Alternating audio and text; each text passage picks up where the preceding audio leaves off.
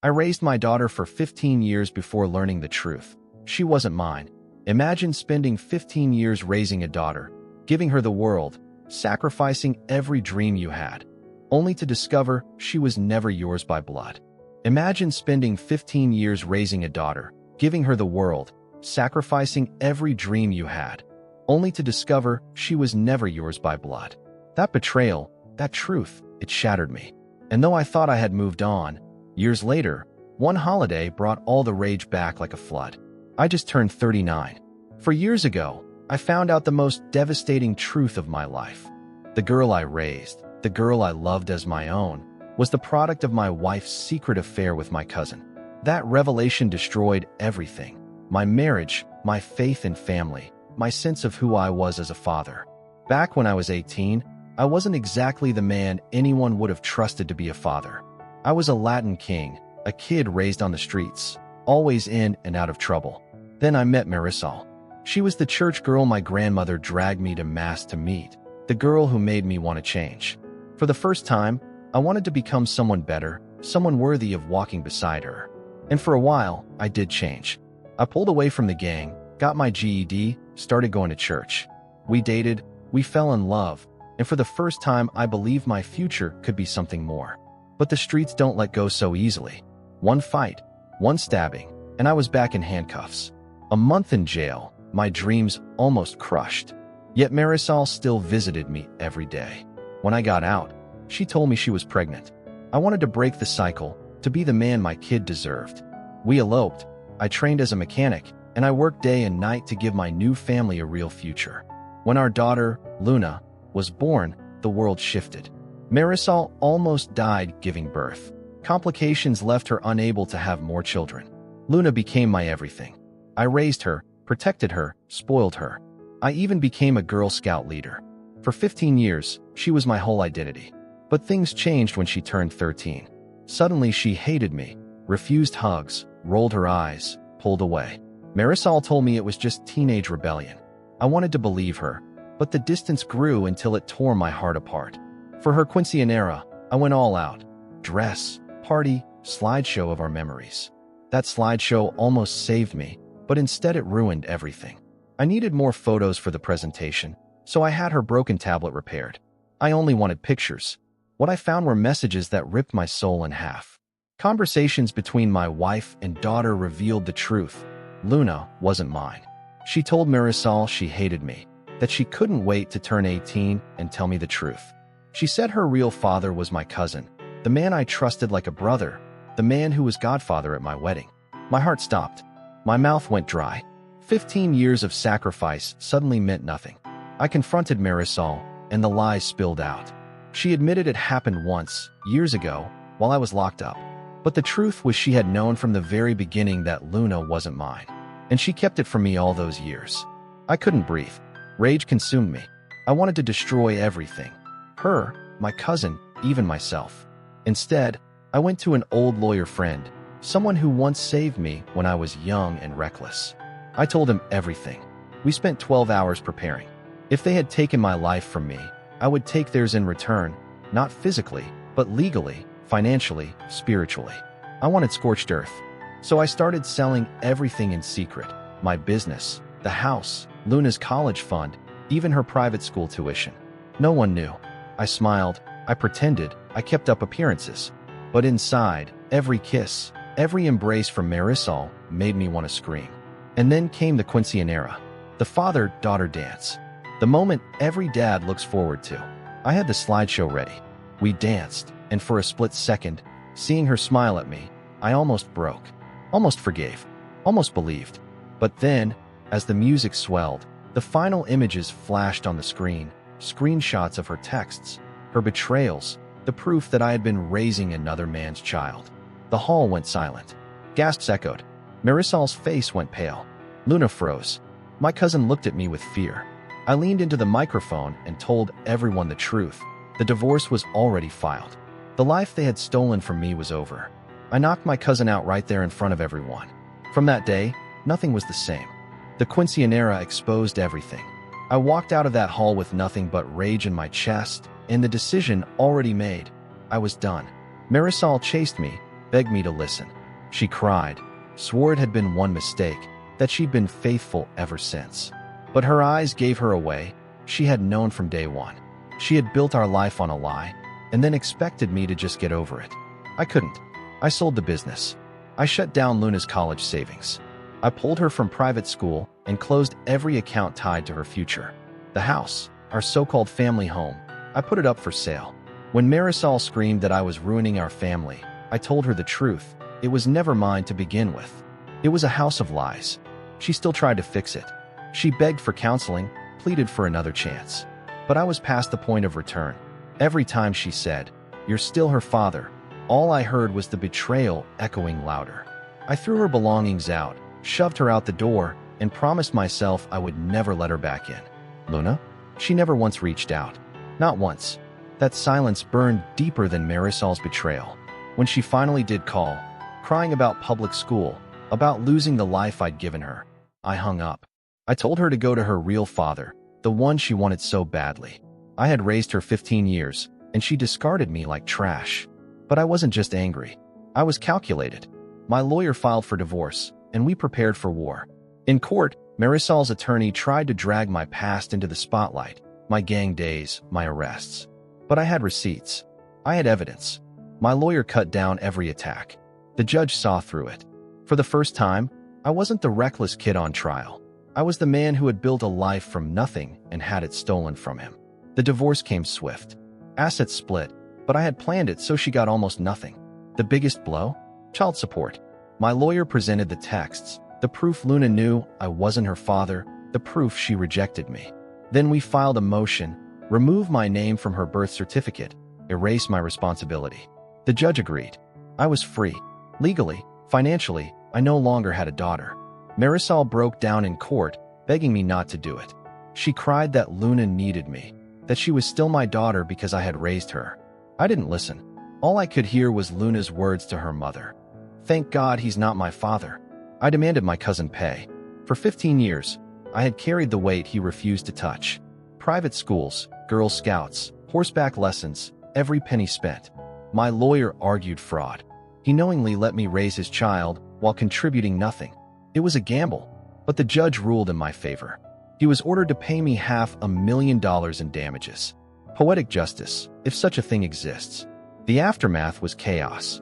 Marisol called nonstop. Luna stayed silent. My cousin tried to talk, but every time I saw him, I knocked him down. I left New York. I needed distance. I picked Idaho at random, opened a new shop, started over. For 2 years, I lived in therapy, rage rooms, anger management. I built walls around my heart, swore I'd never let anyone close again. But life has a way of breaking through. I met Jocelyn. She was kind, patient, strong. When she told me she was pregnant, she insisted we do a DNA test. Not because she doubted me, but because she knew what I'd been through. When the results proved he was mine, I cried for the first time in years. For a while, I was happy again. But pain doesn't disappear. It waits, lurking. Then came the return to New York. My grandmother was 90, guilt tripping me into visiting so she could meet her great-grandchild. Jocelyn and I went, hoping for a brief trip, maybe even a little closure. But New York never lets you leave clean. Marisol found me. Time had changed her, heavier, older, worn, but her eyes were the same. She told me she missed me. She told me she'd never been with anyone since. And then she told me something that ripped open every scar. I was a grandfather. Luna had a child at 18. The boy's father was a Marine. My cousin, her real father, had abandoned her completely. He wanted nothing to do with her. Luna named the baby after me. Marisol begged me to wait, to see Luna when she arrived. I walked away. I couldn't. Jocelyn, always the voice of reason, told me to offer an olive branch. So I gave Marisol my number for Luna. Then I left. But fate has a cruel sense of humor. At a red light, I saw my cousin. Instinct took over. I got out of the car and beat him bloody. Jocelyn screamed, but I didn't care. The rage I thought I'd buried came flooding back. When Luna did reach out, she sent me a picture of her smiling with her son. She said she was sorry, but I couldn't tell if she meant it. Was she sorry for what she'd done? Or sorry because the man she had idolized, her real father, turned out to be a fraud? I didn't know. I still don't. That anger stayed. Even with Jocelyn, even with my son, I couldn't let it go. Every time I thought of Marisol's lies, of Luna's rejection, it all came roaring back.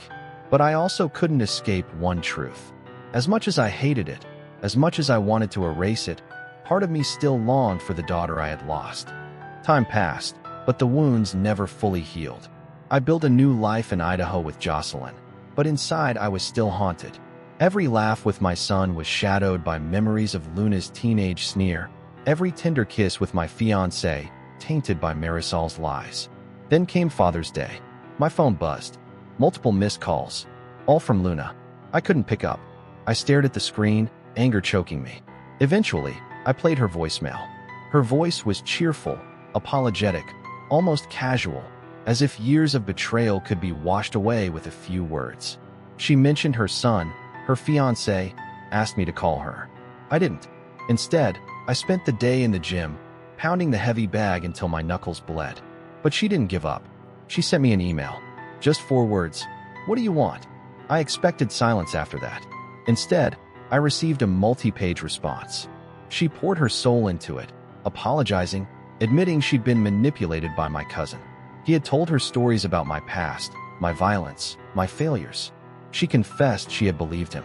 She admitted she was angry, lost, and when she realized I wasn't her biological father, it gave her a weapon to use against me. She said she regretted it all, that when she danced with me at her quinceañera, she realized how much I loved her, but then the messages on the screen destroyed any chance to fix it. She told me she had begged her mother to let her reach out, but Marisol shut her down. She described years of neglect, her mother isolating herself, blaming her for the divorce. She said she met her boyfriend in that chaos, clung to him, and when she became pregnant, it gave her a reason to keep going. She cried in her email, at least that's how her words read. She said naming her son after me was her way of honoring the father she had rejected. I wanted to hate her. God knows I tried. But reading her words, I felt something I hadn't in years, doubt. Doubt that I had been completely right to cut her off. Doubt that I had been the only one betrayed. Against every instinct, I wrote back. Slowly, cautiously, we began to exchange messages. Then calls. Each one ended with her in tears, me silent. Both of us unsure if forgiveness was even possible. When she finally asked to visit, my chest tightened. Jocelyn told me to let her come. My grandmother begged me to. And so, terrified of my own rage, I waited at the airport. The moment Luna saw me, she ran. "Daddy!" she screamed, tears streaming down her face. She clung to me, sobbing, apologizing, begging me not to let go. For 15 minutes, I just held her. For the first time since she was a child, she needed me. Her fiancé, Roberto, introduced himself. Respectful, grounded, far more mature than 19 years should allow. He placed their baby in my arms. My grandson. My heart cracked open. Back home, Luna couldn't stop hugging me. She hovered, afraid that if she let go, I'd disappear again. I saw the scars of abandonment all over her. Panic attacks, clinginess, constant reassurances. She was broken, and in some ways, I was to blame. We spent days together. I showed her the Idaho plains, took her hiking, let her see a life away from the city. Slowly, walls came down. One night, I apologized. For leaving. For the rage. For the way I had destroyed everything instead of trying to mend it. She refused to let me take the blame. She said she had been the one who pushed me away, the one who threw my love in my face. We both cried, and for the first time, I felt hope. The reconciliation grew deeper. When Jocelyn and I married, Luna stood as a bridesmaid. At the reception, I asked the DJ to play the same song from her quinceañera. We danced again. This time, instead of betrayal, it was forgiveness. She wept in my arms, and I wept with her. After the honeymoon, Luna and Roberto stayed near us. He went to boot camp, planning to build a military career. Luna studied online, worked on the ranch, and helped Jocelyn with our children. Slowly, she became part of my life again. But scars run deep. Therapy revealed the full truth. Marisol had emotionally abused Luna for years after the divorce. My cousin had poisoned her against me. She carried guilt, shame, and fear that crippled her. Her panic attacks worsened before they improved. Still, step by step, we healed together. Then came another wedding, hers. Roberto was deploying soon, and they decided to marry before he left. It was small, intimate, But when she asked me to walk her down the aisle, I broke. Tears streamed as I gave her away, as if I was finally getting back the daughter I had lost. At the reception, she begged me to play our song again. We danced, and she whispered, "I'm sorry. Thank you for never truly leaving me." Life wasn't perfect. Marisol spiraled, admitted herself to a hospital after attempting to hurt herself. Visiting her was brutal. She begged me to take her home, called me the love of her life, refused to move on. I wept, not out of love, but out of sorrow for what had been lost. But something unexpected happened. Jocelyn, my wife, began helping her. She encouraged me to forgive, not for Marisol's sake, but for mine. Slowly, painfully, I let go of some of the anger. I even adopted Luna legally again. When I handed her the papers, she cried uncontrollably, whispering, "Daddy, thank you." For years, anger had been my identity. Betrayal had defined me. But holding my grandson, watching my daughter rebuild herself, I finally began to believe in healing. It wasn't perfect. It wasn't easy. But for the first time, it felt possible. Healing isn't a straight path. Just when you think the scars are fading, life finds a way to reopen them. For me, that reopening came in the form of my cousin. The man who had betrayed me most tried to reach out again. Letters, messages, please. At first, I burned them without reading. But then one arrived that changed everything. He was dying. Leukemia. His fiancée begged me and Luna to get tested as potential marrow donors. My first instinct was hatred. Let him rot. He had stolen my life, poisoned my daughter, destroyed my family. Why should I save him? But Jocelyn, my rock, reminded me, forgiveness isn't for them, it's for you. So I went. I visited him in Puerto Rico. He was a shadow of the man I once knew, frail, gaunt, eyes sunken. When he saw me, he cried, not out of fear, but out of regret. He admitted everything. How he had envied me, how he had hated me for taking Marisol, how he had manipulated Luna just to hurt me. He confessed that he had raped Marisol in her moment of weakness, that she convinced herself it was a mistake to survive the trauma. I wanted to kill him. Even as he lay dying, my fists clenched. But then he looked at me and whispered, "I destroyed you because I hated myself. And I'm sorry." I sat in silence. For days, we barely spoke. We just watched TV together, two broken men bound by blood and betrayal. I don't know why I kept going back. Maybe because part of me still remembered the boy I had once taught to tie his shoes, to drive, to play ball. In the end, he refused my donation. He said he deserved to die, and one night, he closed his eyes, and he was gone. I was the only one at his funeral. No friends, no family, no mourners. Just me, standing over his casket, crying for the brother I had lost long before death took him. For the first time in decades, the burden in my chest lifted. Not because justice had been served, but because, in the end, hate finally burned itself out. Back in Idaho, life continued. Jocelyn and I grew our family, 2 sons, another daughter on the way. Luna, now a wife and mother, blossomed in therapy and on the ranch. She still had scars, panic attacks, and nights of tears, but she no longer carried them alone. Marisol, broken but alive, found a fragile peace. She lived nearby, trying to be a grandmother if not a wife. Sometimes she clashed with Jocelyn. Sometimes she cried for the life she'd lost. But slowly, she accepted her place on the outside, watching our family from a respectful distance. Even more surprising, Jocelyn's widowed brother took an interest in her. Awkward at first, even tense, but in time, it softened Marisol's loneliness. For the first time, I saw her laugh without bitterness. The final test came not from my past, but from Jocelyn's. Her abusive ex returned, stalking her, threatening us. Rage surged, the old me clawing to the surface. But this time, I held back for her. For my family. Roberto, my son-in-law, stepped in, defending Luna when the ex lashed out. He ended up bloodying 2 men and earning himself a police report, but the sheriff saw the truth. He was protecting his wife and child. Watching him, I realized something. Luna had chosen a man far better than I once was. A man willing to fight for her, but not destroy himself in the process. A man who gave her the stability I never could. And so here I am. I started as a gangbanger kid who fell in love with a church girl. I built a family on a lie, raised a daughter who wasn't mine, lost everything in betrayal, and nearly drowned in rage. But I also clawed my way out. I built a new family, rebuilt bridges I thought were burned forever, and found peace not by erasing the past, but by carrying it differently. Luna is my daughter, not by blood, but by bond. And when I look at her son, my grandson, I see not the betrayal that broke me, but the legacy I choose to build. The anger still whispers sometimes. But now, I have something stronger, forgiveness. Not for Marisol, not for my cousin, but for myself.